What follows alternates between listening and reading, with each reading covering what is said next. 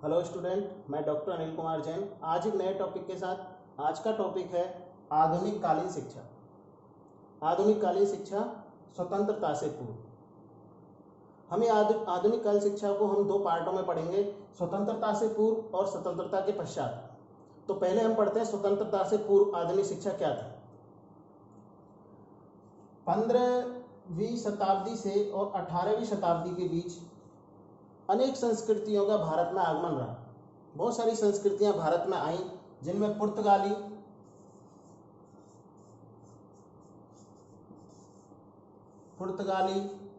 अंग्रेज,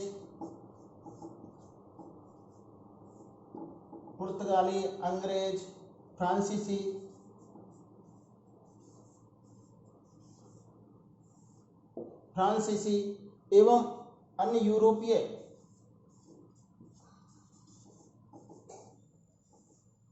शक्तियां भारत में आई। इन सभी का मकसद एक था, भारत में आने का एक ही मकसद था, या हम कह सकते हैं इनका भारत में आगमन का एक लक्ष्य था,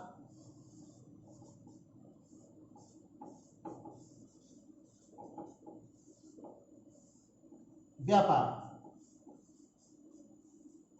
इनका लक्ष्य था व्यापार करना इन लोगों का लक्ष्य था। और व्यापार के साथ साथ इनका एक लक्ष्य और था, ईसाई धर्म का प्रचार प्रसार। ईसाई धर्म का प्रचार प्रसार।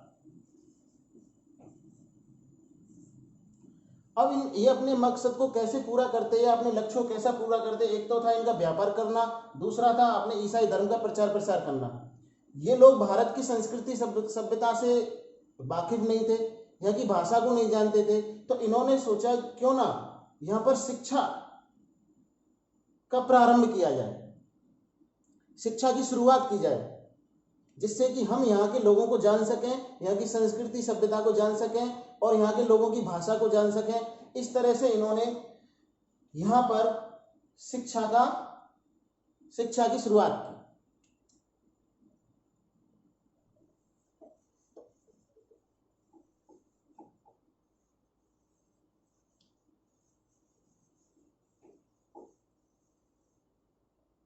इसलिए इन्होंने शिक्षा को माध्यम बनाया। सर्वप्रथम ईसाई जो मिशनरी थे,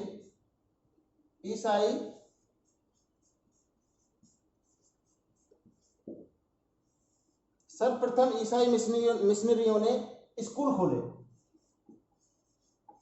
भारत में स्कूल खोले।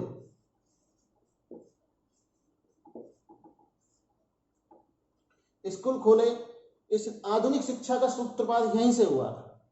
उसके बाद east India company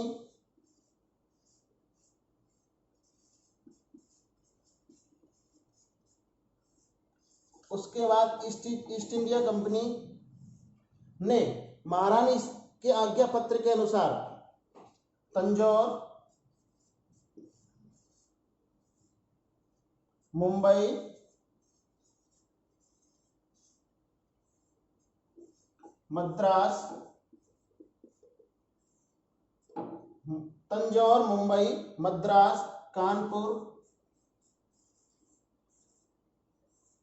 Kanpur, Calcutta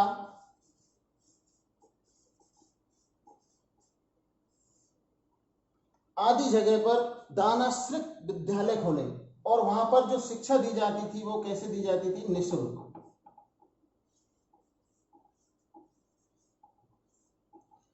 east India company ने यह किया कि बहुत सारे स्कूल खोले और उन स्कूलों का नाम दिया दानाश्रित स्कूल, जहां पर दान के रूप में शिक्षा दी जाती थी, या हम कह सकते हैं कि निःशुल्क शिक्षा दी जाती थी।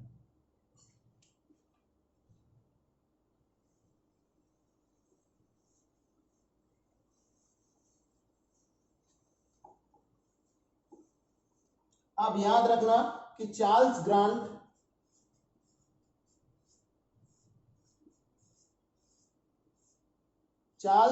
को आधुनिक शिक्षा का जनक कहा जाता है। चार्ल्स ग्रांट को आधुनिक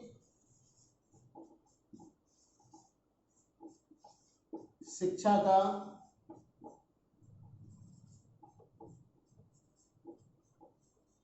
जनक कहा जाता है। अब क्या होता है कि एक आज्ञा पत्र आया 1813 का आज्ञा पत्र।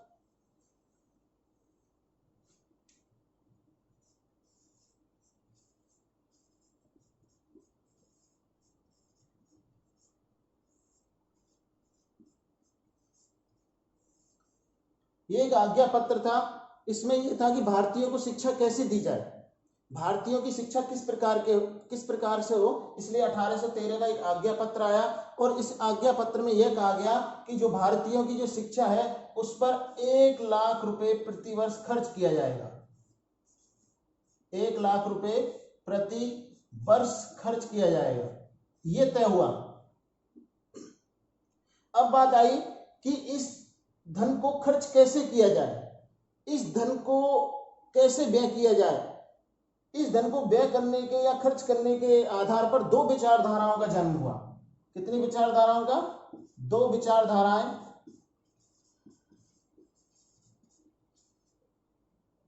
दो विचारधाराओं का जन्म हुआ।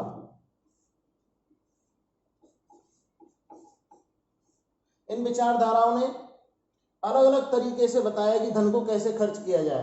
तो एक विचारधारा थी जिसको हम कह सकते हैं, पहली विचारधारा जो थी वो है पाश्चात्यवादी विचारधारा।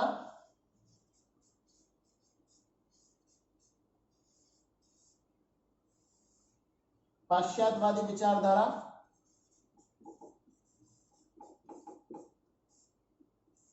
और दूसरी विचारधारा थी वो थी प्राच्यवादी विचारधारा।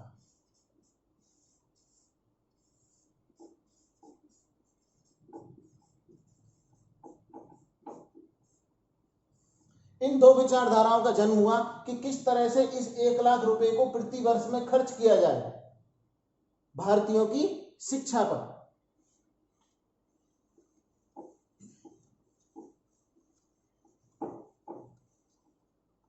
पहली विचारधारा थी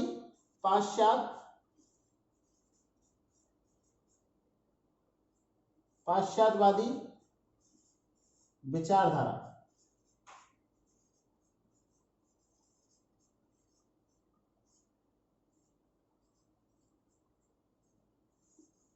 इस पाश्चात्यवादी विचारधारा के जो समर्थक थे वो थे लॉर्ड मैकाले।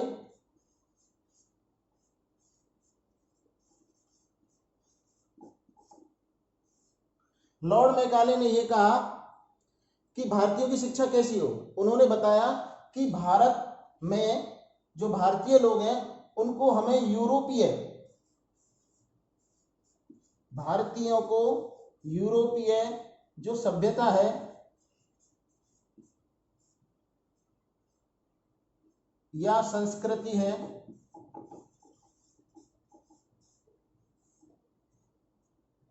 इसकी शिक्षा दी जाए, कि भारतीयों को यूरोपीय सभ्यता और संस्कृति की शिक्षा दी जाए। और यह सभ्यता और संस्कृति की शिक्षा किस माध्यम में दी जाए? अंग्रेजी में। ऐसा ये मानते थे कि भारतीयों को यूरोपीय सभ्यता और संस्कृति की शिक्षा दी जाए, वो भी कौन से माध्यम में? अंग्रेजी माध्यम में दिया जाए।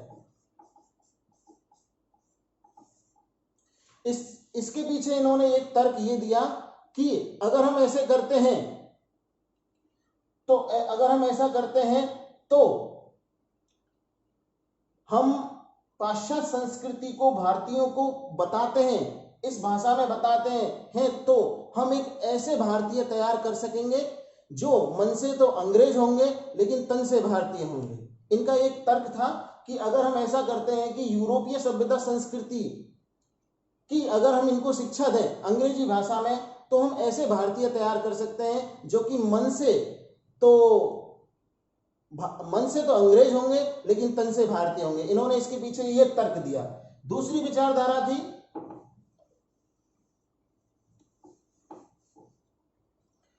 विचारधारा के लोग थे जिसको बोलते हैं प्राच्यवादी विचारधारा।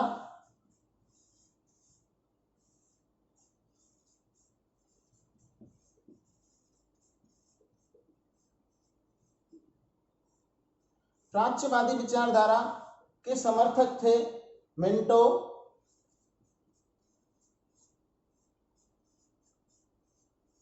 लॉर्ड मिंटो, प्रिंसेप मुनरो,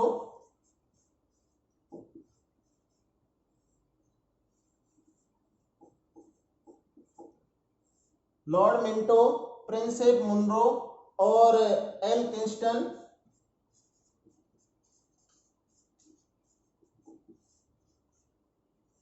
ये प्राच्यवादी विचारधारा के समर्थक थे। इन्होंने ये कहा कि हम ऐसा करते हैं, क्यों ना भारतीयों को भारतीय साहित्य की ही शिक्षा दी जाए। किसकी शिक्षा दी जाए? भारतीय साहित्य की शिक्षा दी जाए, और यह भारतीय साहित्य की शिक्षा जो मातृभाषा में दी जाए, मातृभाषा या क्षेत्रीय भाषा में दी जाए।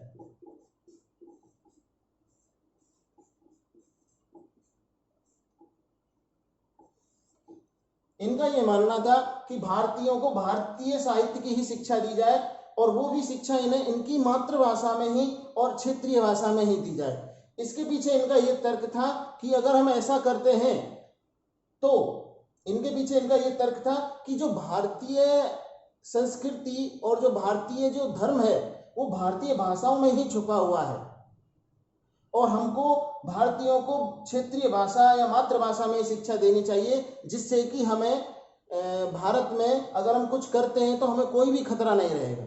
ऐसा इनका मानना था। तो ये दो विचारधाराएं आई कि किस तरह से भारतीयों को शिक्षा दी जाए। इस तरह से एक विवाद उत्पन्न हुआ, और इन दोनों इसी विवाद को प्राच्य पाश्चात्य विवाद कहा जाता है। इसी को प्राच्य पाश्चात्य विवाद कहा जाता है। लॉर्ड मैकाले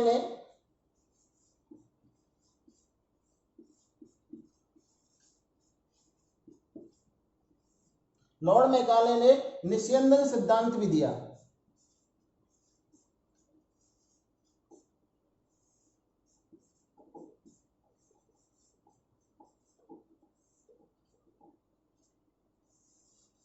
ये निस्यंदन सिद्धांत क्या था? इन्होंने ये बताया कि हमको शिक्षा देनी है वो हम उच्च वर्ग को दें, कि हम उच्च वर्ग को शिक्षित करेंगे तो क्या होगा, उच्च वर्ग से जो शिक्षा है वो छन छन करके नीचे जन समूह तक आएगी, जन समूह की तरफ बढ़ेगी। यही निस्यंदन सिद्धांत था कि शिक्षा का छनना, उच्च वर्ग से जन समूह तक शिक्षा छन करके आएगी। पहले शिक्षा किनको दी जाए? उच्च वर्ग को। उसके बाद जो शिक्षा है वो छन करके किसके पास आएगी? जन समूह के पास बढ़ेगी। यही इनका निस्यंदन सिद्धांत था।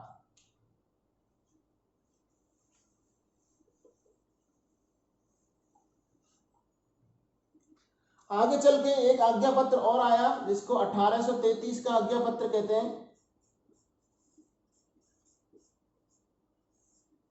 1833 के आज्ञा पत्र में यह हुआ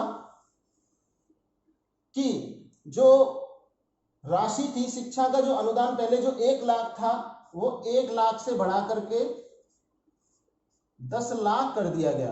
10 लाख प्रति वर्ष।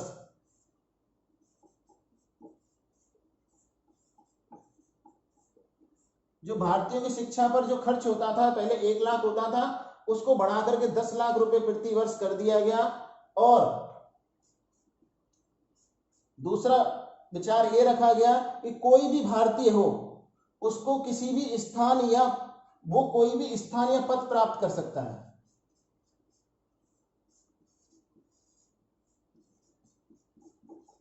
कि कोई भी भारतीय कोई भी स्थान या पद प्राप्त कर सकता है, उनके साथ कोई भी भेदभाव नहीं किया जाएगा। जन्म के आधार पर, लिंग के आधार पर, जन्म, लिंग, स्थान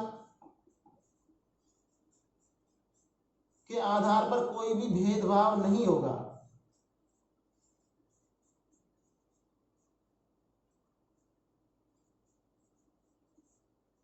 भेदभाव नहीं होगा, ये शर्त रखी गई। तीसरी शर्त ये रखी गई कि जो गवर्नर जनरल की काउंसिल है, गवर्नर जनरल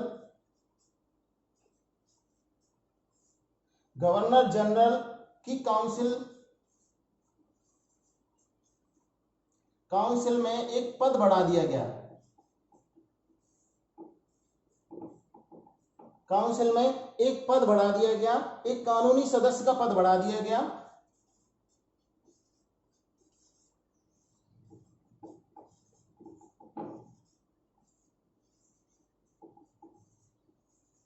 और वह कानूनी सदस्य कौन था? वह कानूनी सदस्य लॉर्ड मैकाले को ही बना दिया गया।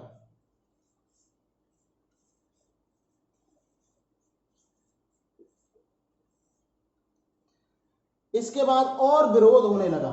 विरोध जो पहले हो रहा था प्राच्य पाश्चात्य का, उसने और गंभीर रूप धारण कर लिया गया, क्योंकि कानूनी सदस्य के रूप में किसको सदस्य बना दिया गया? लॉर्ड मैकाले को सदस्य बना दिया गया। इससे क्या हुआ कि जो विवाद था वो और गंभीर हो गया। प्राच्य और पाश्चात्य विवाद और ज्यादा गंभीर होता चला गया, क्योंकि मैकाले हमेशा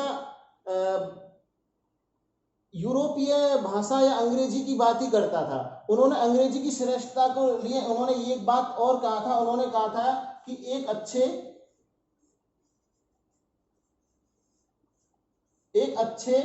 यूरोपीय पुस्तकालय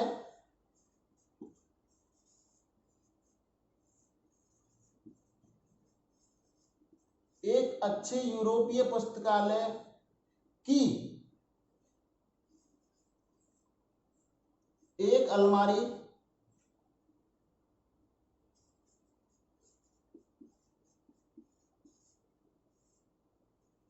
एक अच्छे यूरोपीय पुस्तकालय की केवल एक अलमारी भारत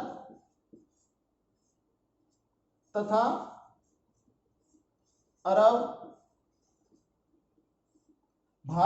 अरब के संपूर्ण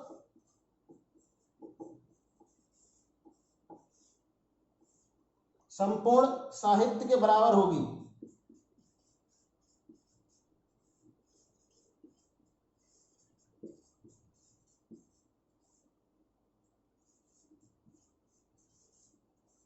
ऐसा लॉर्ड मैकाले ने कहा था।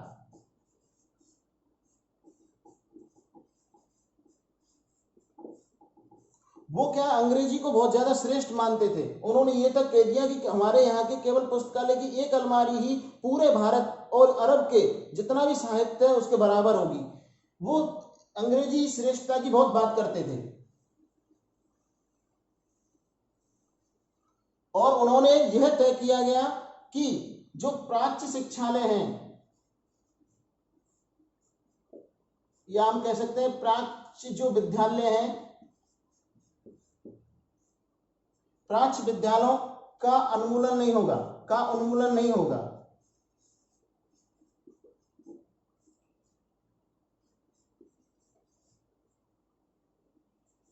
उन्होंने ये कहा कि प्राच्य विद्यालयों का उन्मूलन नहीं होगा। इसके बाद उन्होंने ये कहा कि भविष्य में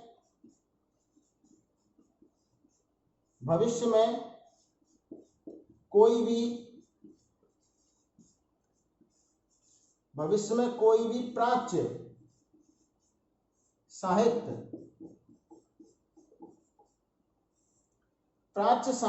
का मुद्रण नहीं होगा।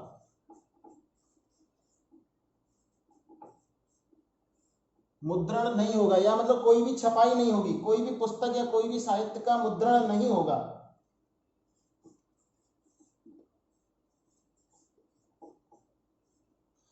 इसके अलावा इन्होंने ये कहा कि साहित्य का अर्थ इनके अनुसार केवल यही था कि अंग्रेजी साहित्य को ही ये साहित्य मानते थे।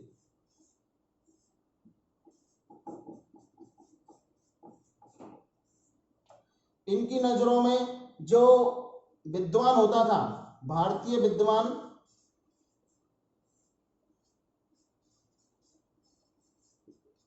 ये भारतीय विद्वान केवल उसी को मानते थे जो कि लॉक के दर्शन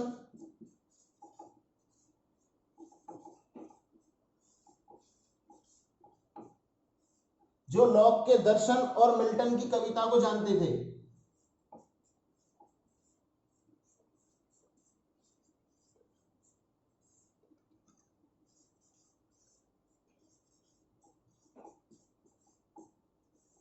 इनके अनुसार भारतीय विद्वान वही था कि जो लॉक के दर्शन को जाने और मिल्टन की कविता को जाने।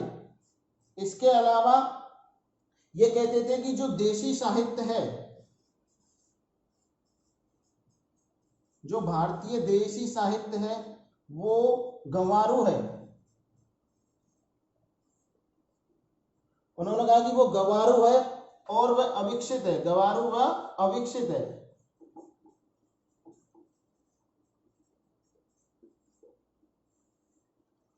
इस तरह से ये कहते थे कि प्राच्य विद्वानों का अनुमोदन नहीं होगा, भविष्य में कोई भी प्राच्य साहित्य का मुद्रण नहीं होगा। साहित्य का अर्थ इनके अनुसार केवल अंग्रेजी साहित्य थे। भारतीय विद्वान को केवल ये वही मानते थे जो लॉक का दर्शन और मिल्टन की कविता को जान सके, वही भारतीय विद्वान है उनकी नजरों में। देशी साहित्य का मतलब इनके ये कहते थे कि देशी साहित्य जो है वो गंवारू है और वो अविकसित है, ऐसा ये मानते थे। इसके बाद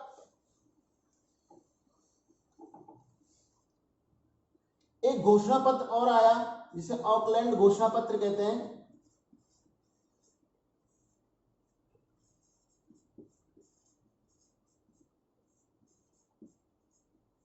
ऑकलैंड घोषणा पत्र आया 1839 में।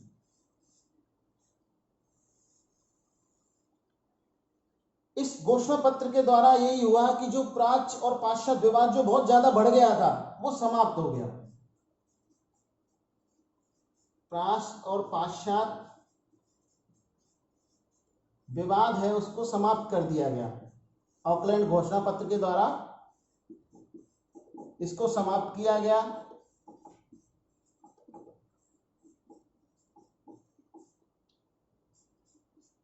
इसके बाद इन्होंने प्राच्यवादियों की शिक्षा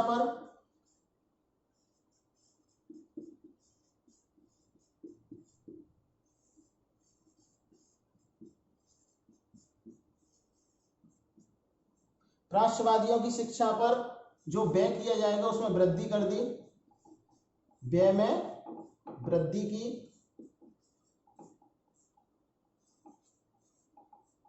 की गई। तीसरा, इन्होंने योग्य अध्यापकों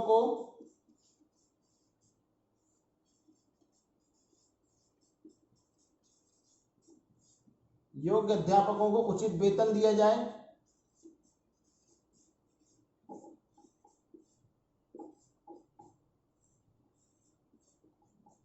ये भी इन्होंने अपने घोषणा पत्र में कहा। एक इन्होंने ये भी कहा कि जो संस्कृत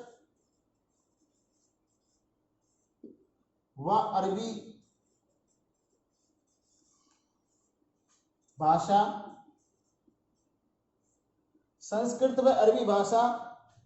पर पहले व्यय किया जाए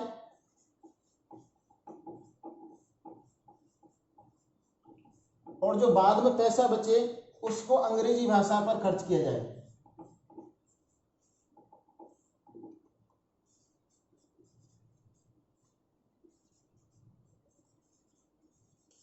इस तरह से प्राच्य और पाश्चात्य विवाद समाप्त हुआ ऑकलैंड घोषणा पत्र के द्वारा। दोस्तों, आगे हम आधुनिक कालीन शिक्षा स्वतंत्रता से पूर्व इसका आगे का भाग हम पढ़ेंगे, इसके भाग 2 में। फिर मिलते हैं एक अगले टॉपिक के साथ। नमस्कार।